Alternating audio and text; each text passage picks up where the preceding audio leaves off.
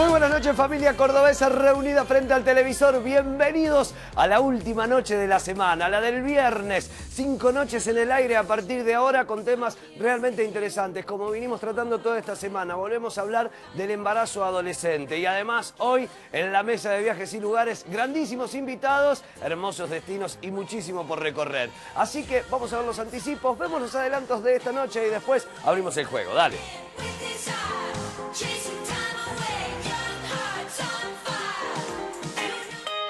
Quédate para ver 5 noches. Charlamos sobre madres adolescentes. ¿Qué representa esta realidad? En 5 noches, viajes y lugares, Sergio Zuliani nos cuenta sus destinos favoritos. Te mostramos el nuevo Hotel Howard Johnson en San Francisco y todo sobre vacacionar en cruceros. Esto es 5 noches, en vivo por Canal 10.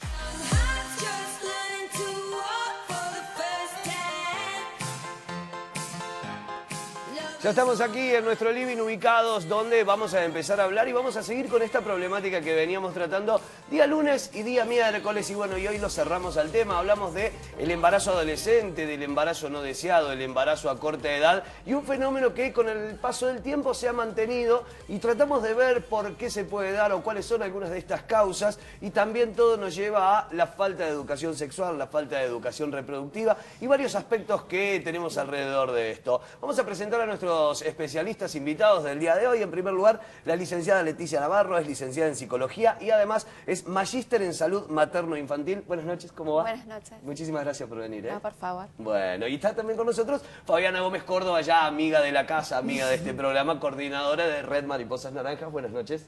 ¿Cómo está, Fabiana? Hola a todas y a todas y un placer siempre estar acá. Bueno, muchísimas gracias, Fabiana, como siempre. Fede Gelic, Fer Sapia, ¿cómo les va? Bien, buenas noches. Buenas noches, Cabio. ¿Contenta con el empate, Fer Sapia? No había que perder, pero... Esperaba el triunfo pirata en casa. Sí, pero bueno, por lo menos no se perdió. Por lo menos no se perdió, lleva 3 invictos, 4 con el de Copa Argentina. Bien para este Belgrano. Sí, bien para este Belgrano. Vamos. Vamos a ver cómo tratábamos el tema durante esta semana. ¿Qué decían nuestros especialistas? Mirá. Esto pasó en 5 noches. Y yo creo que hay una construcción romántica de la maternidad, ¿no? Esta idea de que voy a tener un hijo, entonces, bueno, ese hijo de alguna forma va a llenar un vacío, como decías vos, ¿no? Esta historia pasa a ser un proyecto de vida, pero yo creo que después, cuando esas jóvenes crecen, van viendo lo que significa, digamos, esta maternidad temprana a nivel de poner freno a posibilidades de construir otras trayectorias.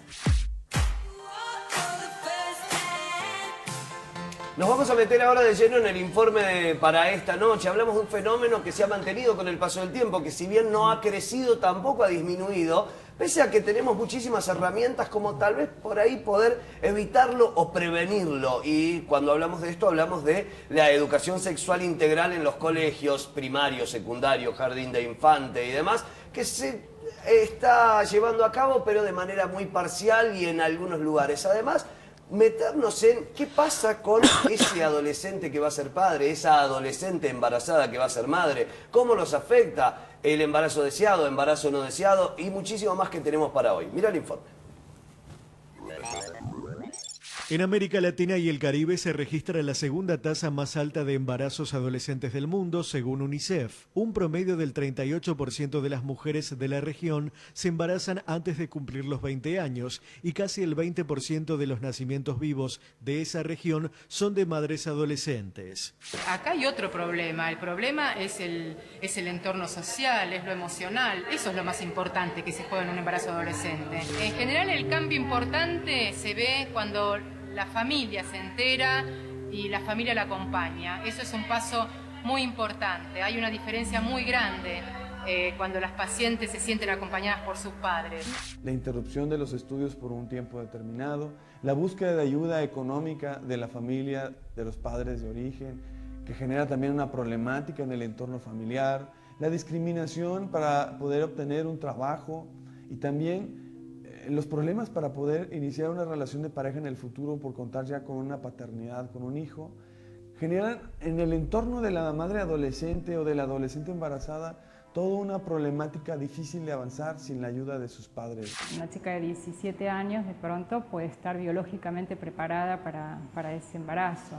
Cuando son muy pequeñas y están en plena etapa de su propio desarrollo, el embarazo con el consumo energético que esto lleva complica y trae algunas complicaciones. Son embarazos que tienen que ser más controlados, más de cerca. ¿Por qué muchos caratulan como problemáticas estas estadísticas? ¿Hay contención social para madres adolescentes? Cuando hablamos de fenómeno y cuando hablamos también de problemática en sí, hablamos de lo que sería un embarazo no deseado en este caso, ¿no? Y a ver, le quiero abrir con nuestra psicóloga y además especialista en esto.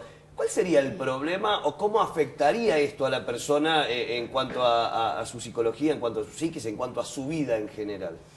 Es un tema complejo y quizás no tenga una sola arista, pero bueno, lo plantearon perfectamente recién. Un cuerpo biológicamente puede estar preparado, pero tal vez desde lo emocional, desde el mundo afectivo, desde la psicología de esa mujer, no habría una preparación y tendríamos que hacer algunas diferencias en lo que sería una adolescencia temprana, en una media y en una tardía. Entonces acá dividirlo en distintas etapas, ¿no? Porque no es lo mismo en una preadolescente o en una adolescente de 10 a 14 años, a 14, a 15, de 14 a 19, ¿no? Claro. O sea que habría una diferencia importante. Claro, va dependiendo de eso. Y obviamente esto, y reiteramos, es embarazo no deseado, por eso también afectaría. Sí, sería un embarazo no planificado. No planificado, ¿no? tal vez. Sí. Más que no deseado. Sí. Mejor. ¿Y cómo afecta a la persona o cómo afecta a su psicología, si se quiere? Tendríamos que pensar en función de la planificación, que de acuerdo a las circunstancias habría si hablamos de un embarazo no planificado, una vulneración de derechos, ¿no? El primer derecho es el de recibir una educación sexual integral, una accesibilidad en la salud, una contención adecuada, una información sobre sus derechos de acuerdo a esto que estamos hablando, claro, de sus etapas específicas de crecimiento, ¿no? Y, por supuesto, la provisión del anticonceptivo, claro, y que ese anticonceptivo sepa ser usado, claro, ¿no? Que es fundamental. Absolutamente, claro. O sea, no solo nos basamos en lo que es la educación, sino también en la salud. Sí. O sea, entran estas dos aristas al menos, lo que es Dos salud puntas, y, sí, y lo que es educación. Exactamente. Así es. Fabiana, ¿cómo se lo toman? ¿Lo toman como un fenómeno? ¿Lo toman como problemática? Dependiendo de la persona, dependiendo del contexto, dependiendo de su realidad. En este caso, ¿cómo se lo toma? Muy buena la pregunta, porque en realidad, en primer lugar, nos gusta hablar de adolescentes embarazadas o adolescentes madres y no madres adolescentes. Poner el énfasis en la persona que es adolescente. En realidad, una adolescente que está embarazada en sí misma, esa situación por sí misma no necesariamente es una problemática. Claro.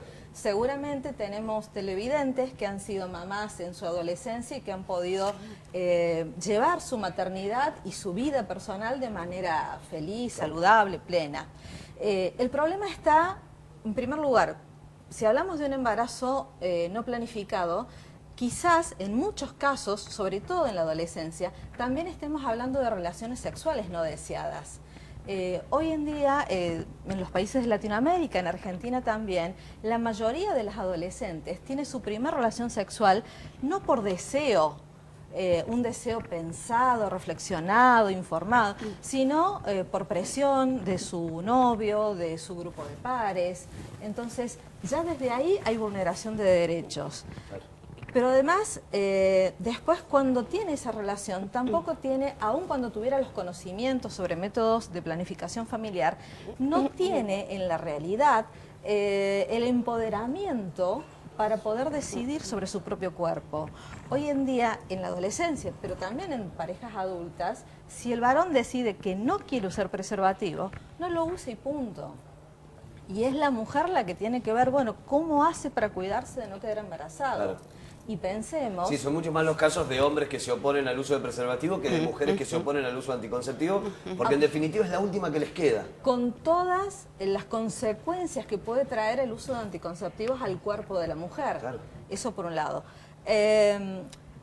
Y después, si esta chica queda embarazada con un embarazo no programado, también pensemos que de fondo está la posibilidad real de que si quedó embarazada se haya infectado de alguna infección de transmisión sexual. Claro, sí, sí. No es solo el embarazo. Sí, el embarazo sería tal vez el menor de los potenciales problemas. Y por si esto fuera poco, si esa adolescente que tuvo una relación sexual no deseada, un embarazo no deseado y no planificado, y tiene una maternidad no deseada, es decir, ella no quiere ser mamá, hoy en Argentina está obligada a llevar adelante ese embarazo, aún poniendo en riesgo su salud, y a ser mamá, y no obligada por la ley.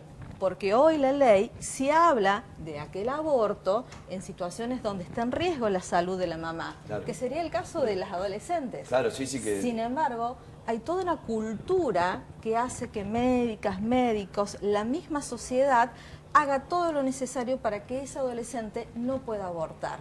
De hecho, si vemos estadísticas de mamás adolescentes y vemos a qué estratos socioeconómicos corresponden, vamos a ver que aquellas adolescentes con familias de una situación económica muy cómoda seguramente no son mamás. Y no es porque no queden embarazadas, es porque tienen Más acceso accesibilidad. a un aborto seguro.